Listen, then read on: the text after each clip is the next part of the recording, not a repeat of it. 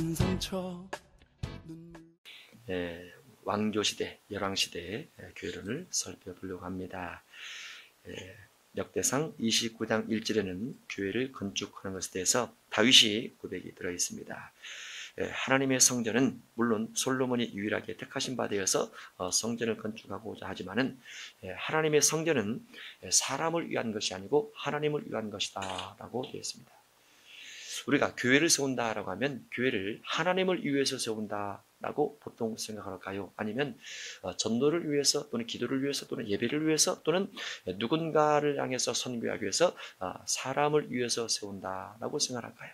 대부분은 교회의 목적을 위해서 세운다고 생각합니다. 그리고 어떤 목회자의 목회 방점이라든가 복음을 위해서 교회를 세운다 이렇게 생각하는데 구약 성경은 분명히 성전은 하나님을 위한 것이다 라고 되어 있습니다.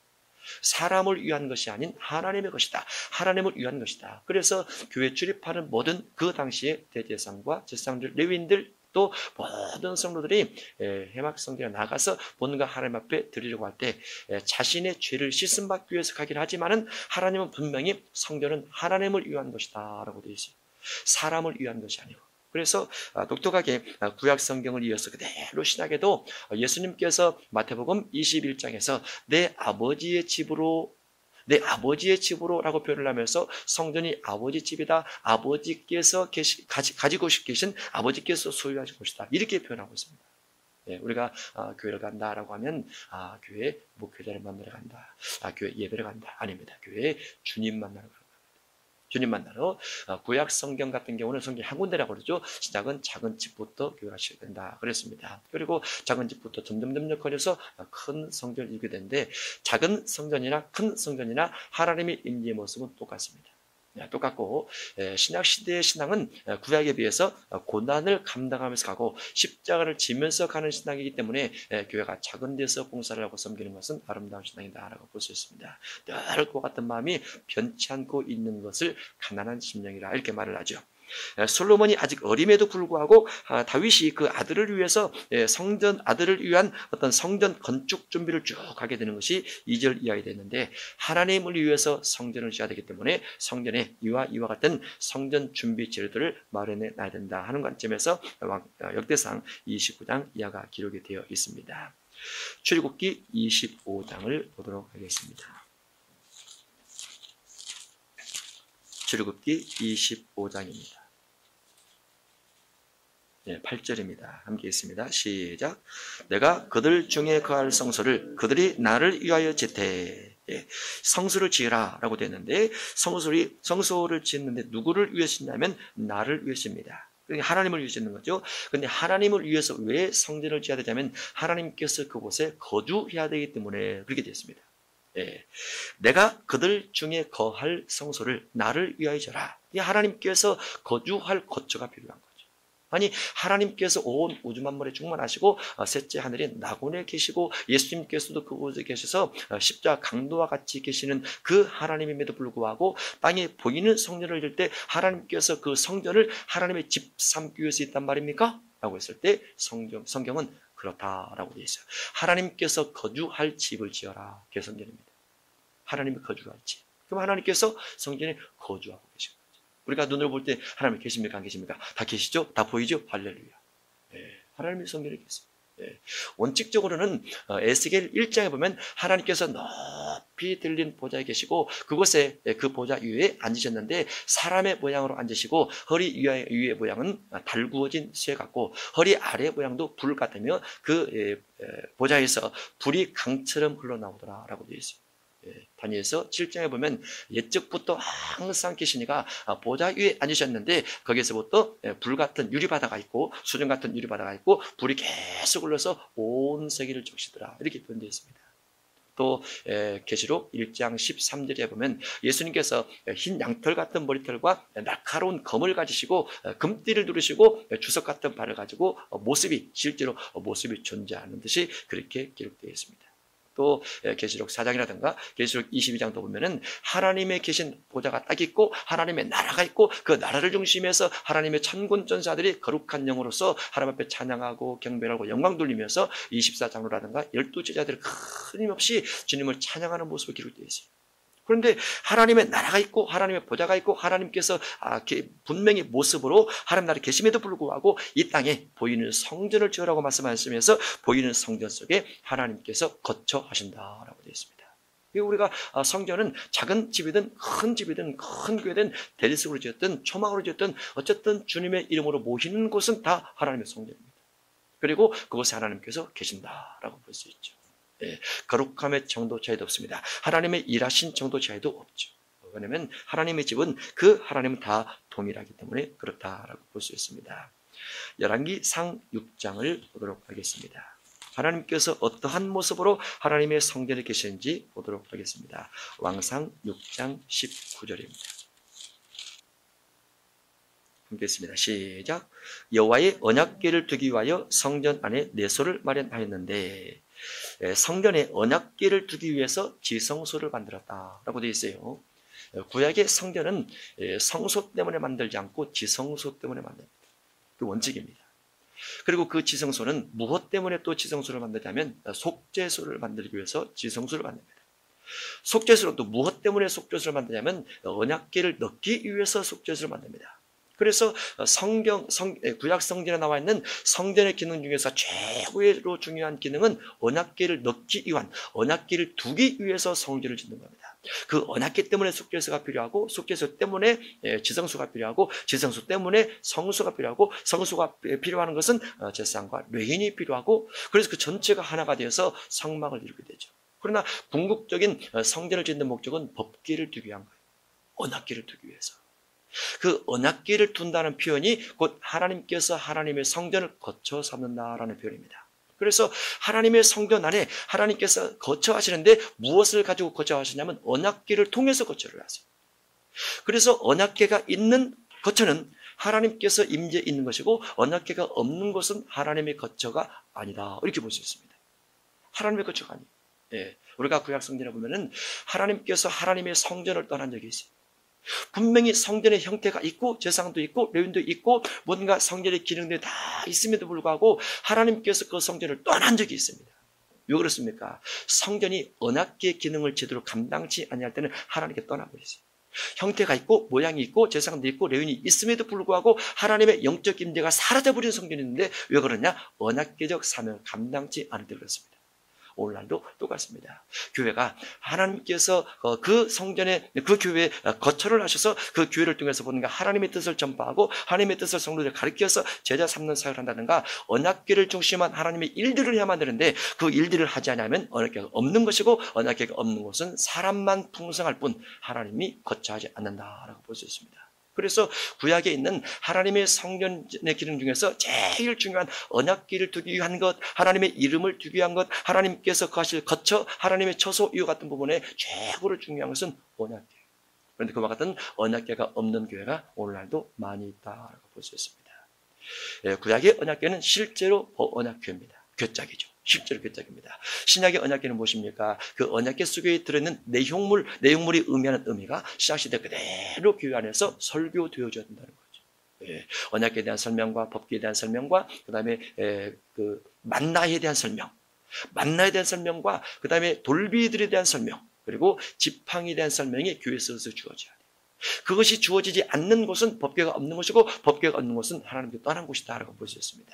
그런 경우는 지팡이법을 어긴 겁니다. 지팡이법을 어겼다는 것은 지팡이법을 안 가르쳤다든가 지팡이법을 모르기 때문에 그런 일이 생긴 거죠. 그러면 그것은 사람은 불교에서 많을지라도 하나님께서 안 계신다라고 볼 수 있어요.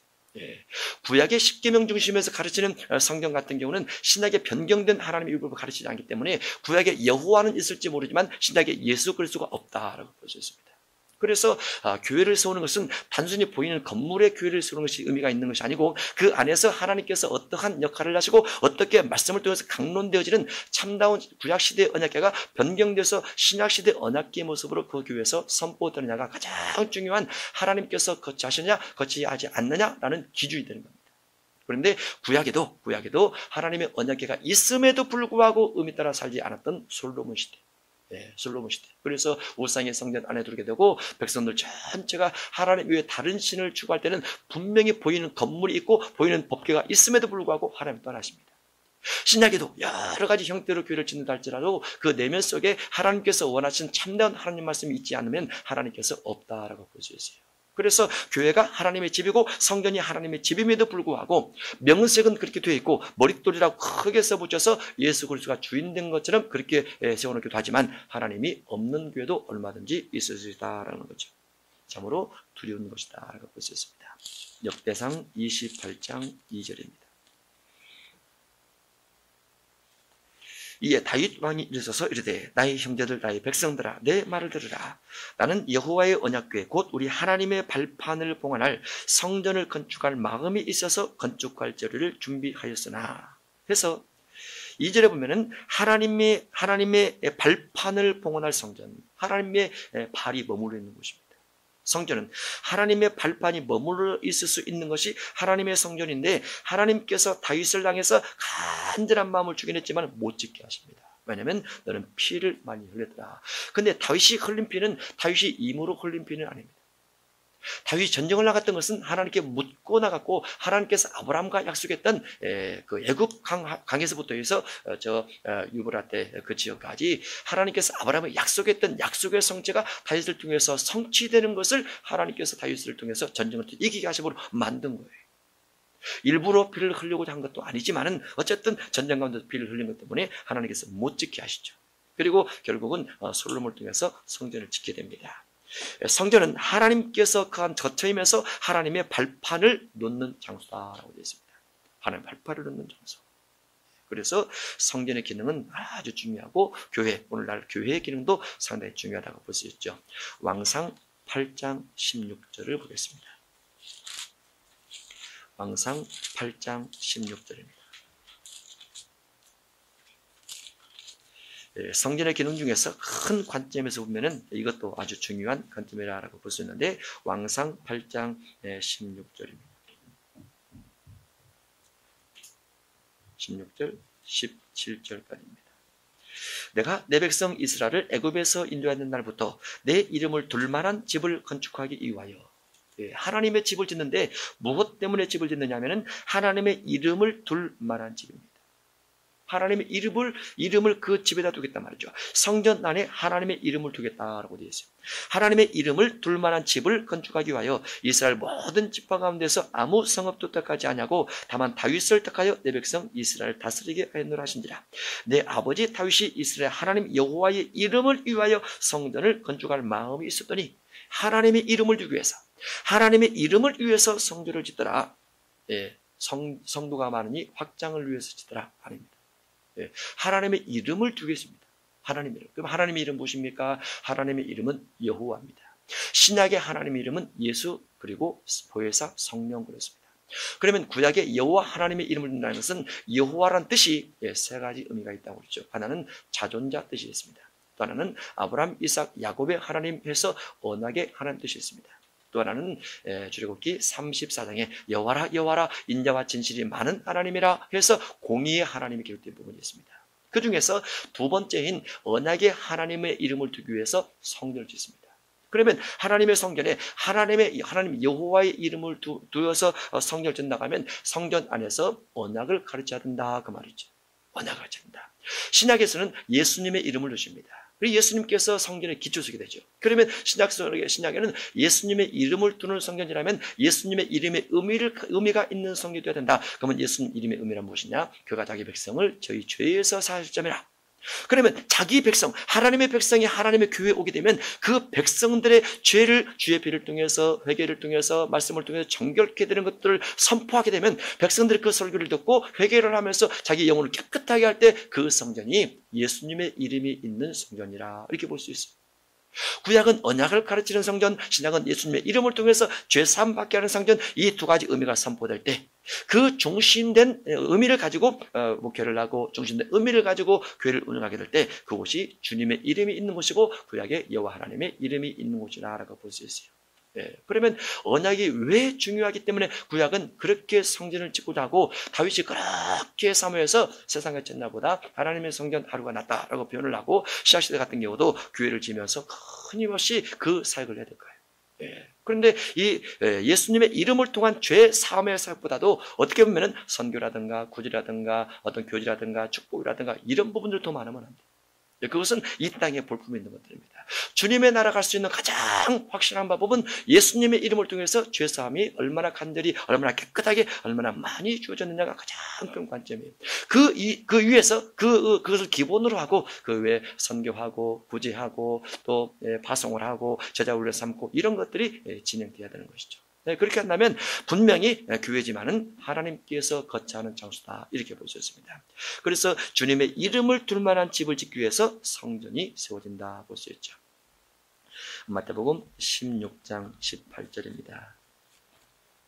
마태복음 16장 18절입니다. 또 내게 이르시되 내가 내게 이르느니 너는 베드로라 내가 이 반석 위에 내 교회를 세우느니 음부의 권세가 이기지 못하리라. 그래서 교회 세우는 목적 중에 하나가 음부의 권세가 이기지 못하게 하라 이런 뜻이 있습니다.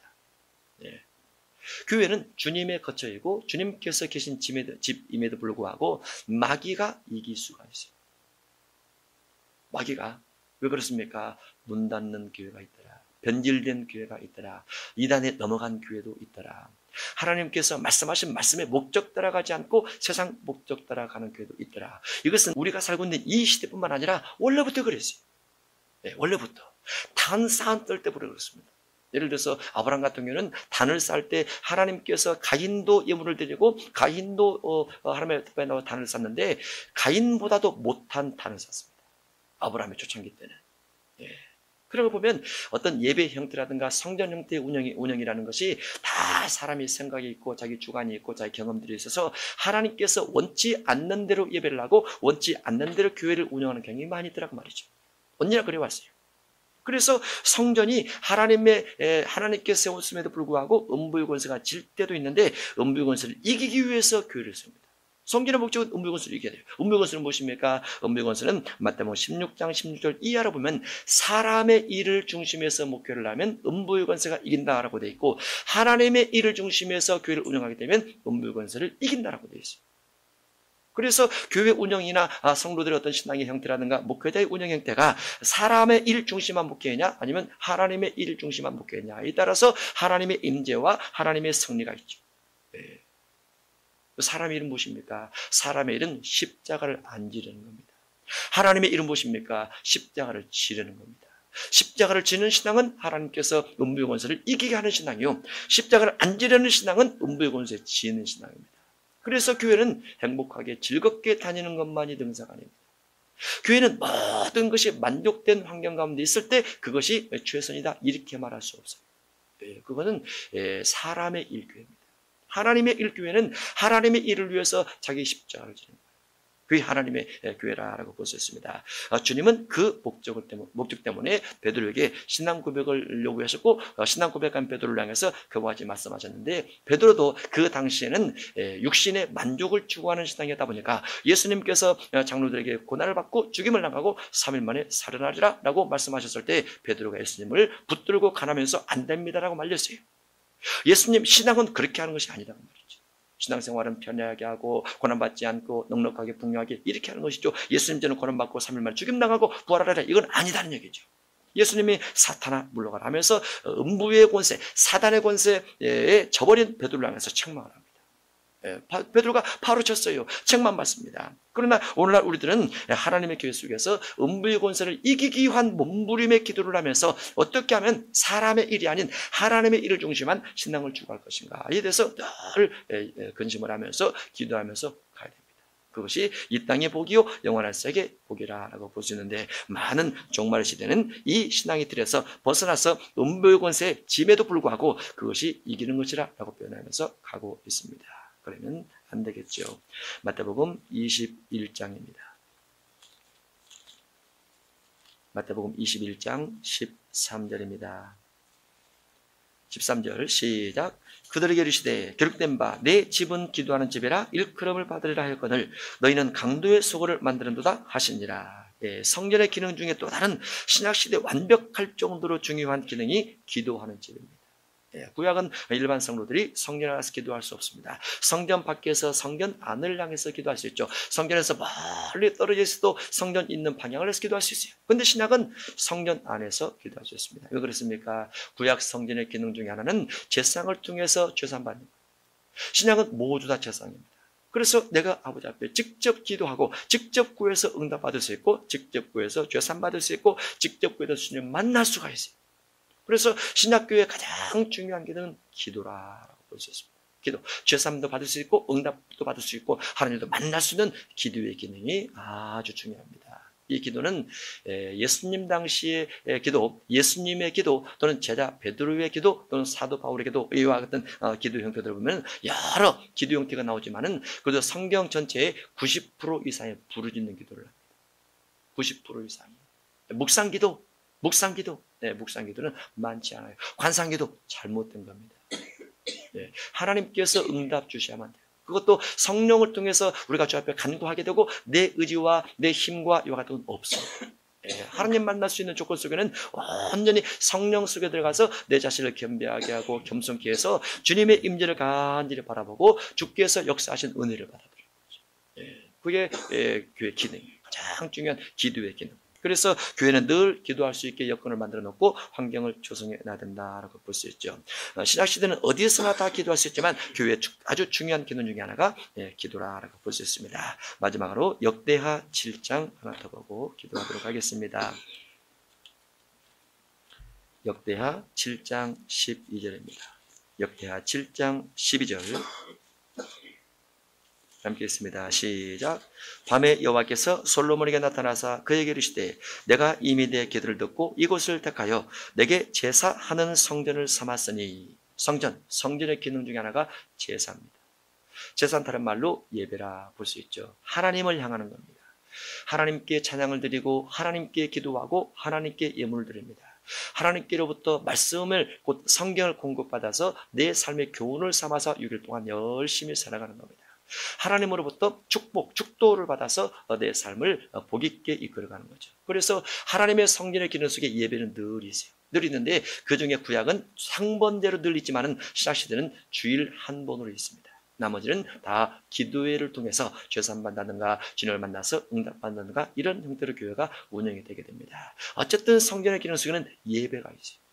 예배는 아주 소중합니다. 왜 그렇습니까? 하나님의 임재의 통로가 되기 때문에 그렇습니다. 내 삶의 많은 부분들을 주님 앞에 나타내 보이는 통로가 되기 때문에 예배가 중요하다고 볼 수 있습니다. 우리가 구약시대의 성전이 신약시대에 와서 여러 가지 변경된 의미도 있지만 의미를 가지고 왔을 때는 많은 부분들이 하나님의 임재 장소이고 기도해야 되고 예배를 드려야 되고 또 하나님께서 말씀하신 언약을 선포하는 것이 성전의 기능이라 이렇게 볼 수 있습니다. 이와 같이 하나님의 성전을 우리가 살펴본 대로 믿음으로 기도하면서 나간다면 하나님의 기능 속에 하나님의 임재하심이 분명히 있고 하나님의 임재 속에 능력과 축복과 이와 같은 엄청난 기적들이 주어질 줄로 믿습니다. 우리가 함께 기도하면서 하나님의 성전의 기능이 아름답게 운영이 되게 하시고 이 나라도 이 민족도 세계도 교회가 다른 사명을 감당해서 세속적으로 흘러가지 않고 성령을 통해서 성전의 제대로 된 기능, 법계를 두기 위한 그와 같은 목적을 따라 갈 수 있도록 인도해 주옵소서. 구약은 모세율법, 신약은 산상송을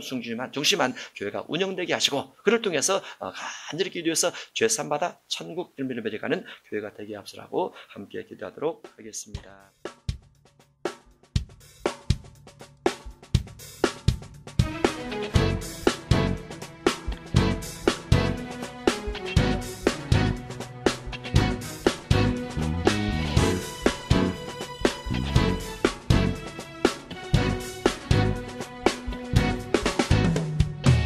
깊은 상처 눈물로 주님 발을 적시네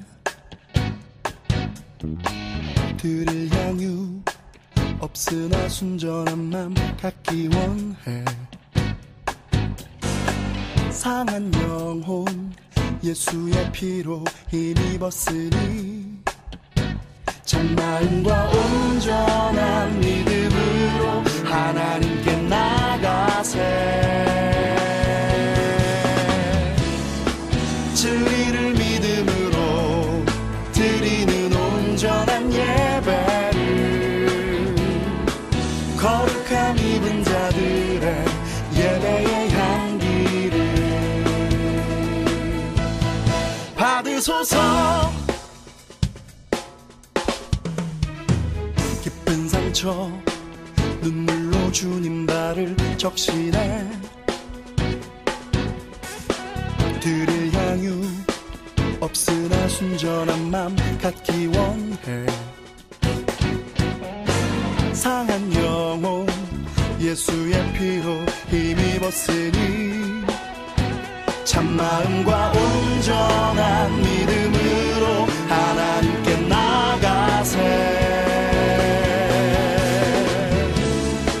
진리를 믿음으로 드리는 온전한 예배를 거룩함 입은 자들의 예배의 향기 받으소서. 진리를 믿음으로 드리는 온전한 예배를 거룩함 입은 자들의 예배의 향기를 받으소서.